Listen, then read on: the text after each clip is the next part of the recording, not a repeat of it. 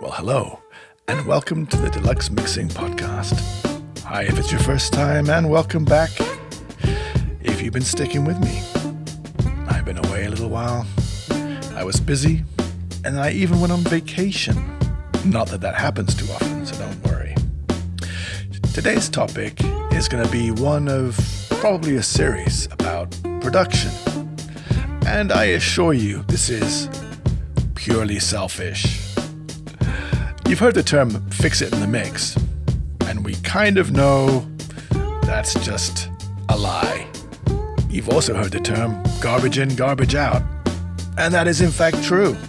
I also have to say that I do fully realize that mixing in 2025 with the kind of records I work on these days is 50% fixing, 50% mixing.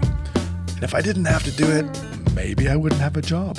But I dream of a world where I get to make world-class records with each and every one of you. So I've been thinking that what I really need to do is push the old school production angle. Not me do it for you, but you do it for you, and me help you get there. How do you feel about that? To start with today, we're going to talk about one of the first things an old school producer would do with you if you're a band or artist, and that is work on the arrangement. Now, what is the arrangement? Well, there's a couple of things it could be, and well, let's say two main ones. One, that's kind of the order of the pieces of the song which you've written. So you sit down, you write your song, you figure out the chord changes, the lyrics, boom, there's your song in its rawest form. Typically, a producer would come in and then have a little look at what you've done, what you've decided to do to make the song up of the different parts, and maybe objectively look at that. How long is the intro? How quickly do we get to the chorus? What's the B section? How do you transition between verses and choruses? Is there a repeat chorus? Is there a middle eight bridge? What can we do? Is it the right key? What's the tempo like? And work through these things to kind of figure out the optimum version of your song. The thing is, today I think a lot of people compose in the DAW, and the first arrangement is the arrangement they stick with, but it's never been easier to kind of get most of the way there and then think a little bit more about that arrangement. You can save different versions and copy, paste, move things around, shift sections, trim sections, elongate sections, or what have you to improve your arrangement. So that's the first thing you could do. The second thing really is the sonics of the arrangement. Now, you know I like to go back in time and think about classic record making and production, and this is one of those moments. Now, it was kind of dictated by several factors, or at least I think so. One of which was, at the start of record making, people were generally playing together, and that affects the arrangement. If you've ever been in a band and the first time you went in a studio, you probably will have experienced this situation. It's the first time you actually really understand what the other guys in the band are playing. And it's like, oh, you play that in the bridge? Oh, I was playing this. That change, I go to A. You're going to D? Yeah, moments like that, which you then have to tweak and refine. When you're all playing together, it's very important that the parts, the sounds, the notes, the chords, everything fits together in harmony. Today, we kind of tend to compose in a slightly different way, quite often as we go in the DAW. Now, it's amazing, it's powerful. I love everything about the DAW. But what we tend to do, if something's not quite working, rather than change it or cut it, is we add something else. So we end up with layers on layers of things which are masking essentially problems.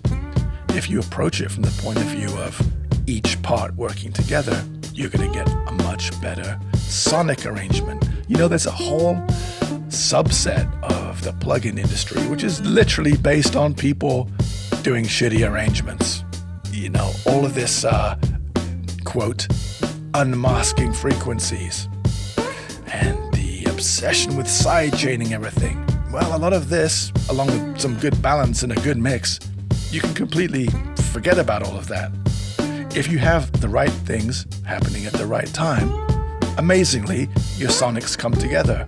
Recently, I worked on a record, for example, and it's a great record, but we had a number of instruments in the same area sonically. So we had kind of acoustic guitar, we had mandolin, we had violin, we had vocals, we had an organ, we had a piano, all of which were sitting in the same range frequency-wise.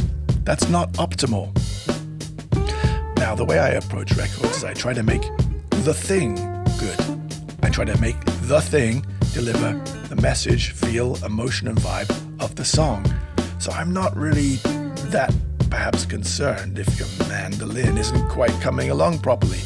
The reason it's not coming through properly is it doesn't sit with the other sounds, and quite often to make a sound cut through, you're going to have to EQ it in a way which is less than desirable if an artist asks for that to be featured. Now, what you could do is cut it, or cut something else, and make sure you feature what you need to feature.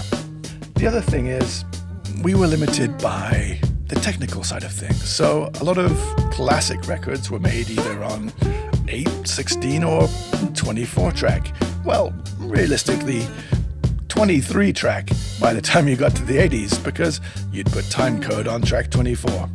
And you were using multi-track drums, which meant that you probably only had maybe, 15 other tracks to put things that weren't drums or percussion on. So that again immediately tightened arrangements. Now, we were always coming up with ways to get around this limitation by grouping, bouncing tracks, slaving other machines to machines, and so on and so on, which I won't bore you with today. But the thing I'm trying to get over to you is the format dictated somewhat the limitations of the arrangement.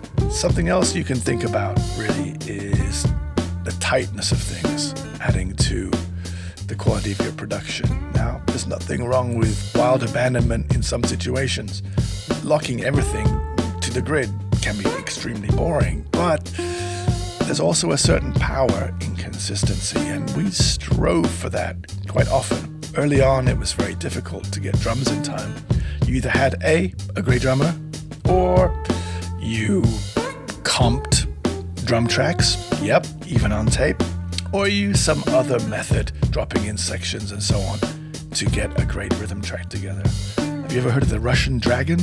It was a cool device that you basically used to keep drummers in time, and it let them know if they were rushing or dragging, or Russian or dragon.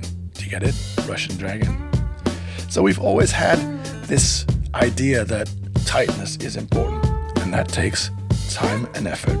Ultimately, it always does come down to performance over perfection. Or at least that's my thinking. Other people might disagree. People, I think, want to feel that humanity. So don't get super bogged down in having everything dead aligned to a grid 100% all the time. Get bogged down in making it feel right. That's my suggestion to you. The other thing I think which is slightly different is there's no urge for professionalism when it comes to recording so much anymore. Back in the old days, if you didn't do a great job, your peers would talk crap about you. And alternatively, if you did an amazing job, they would praise you. And this is how you would get hired. One of my former managers was an engineer himself when he started, and he was a great engineer, and he worked for a fantastic British producer called Martin Russian, who was responsible for a lot of the legendary, especially early 80s pop records in the UK. And Philip, my manager, then went on to be quite successful as a mixer and a remixer. Now, he told me this story once where I think he got hired to do, and I might be wrong, I apologize, Philip, if you ever hear this, Chic. And who had engineered this record? None other than Bob Clearmountain, who is one of the world's greatest engineers. Phil told me he felt a little guilty when he pushed the faders up, put them to 0, and he said, well, more or less, it sounded like a record without maybe, the panning, the effects, a little bit of compression, and the other little trickery which we do to complete the mix, but the core of it sounded like a song. So the impetus was always there to make things as great as you could be at every stage of the record-making process. Now, obviously, he went and did his thing, and it was super successful. But it goes to show you that garbage in, garbage out, brilliance in, brilliance out. So, I would like to encourage you to just think a little tiny bit more about what you do while you're recording, while you're producing, and while you're arranging. These episodes are always short and sweet, and as ever, I would really appreciate your feedback and comments and suggestions for other topics we could go over if you're interested. Thank you very much for joining me, and if you need somebody to work with as a mixer, by all means, reach out and touch me. I'm always here. Take care, and I'll see you next time on the Deluxe Mixing Pod.